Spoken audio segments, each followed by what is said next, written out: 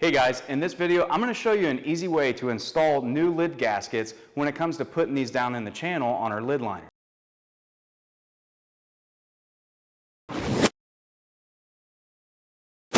So let's take a closer look. First, I like to start right here in the corners, on all four of my corners, and if we see, this side of the lid liner is much sharper than this side, being much more rounded. So what I like to do is get that gasket down in on the sharp side first, and then that way when I go to push down in, you notice how easy that rolled into place. So now coming over here to the side, we're going to use that same method, and on our sharp side here, we're going to insert the gasket down in first, and then when it comes to inserting the gasket, then I can simply roll that gasket into place, and it goes in much smoother.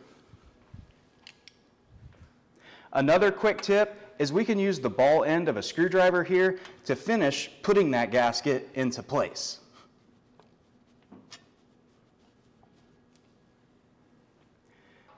So that shows you a little bit of an easier way to installing a new rubber gasket on your lid assembly.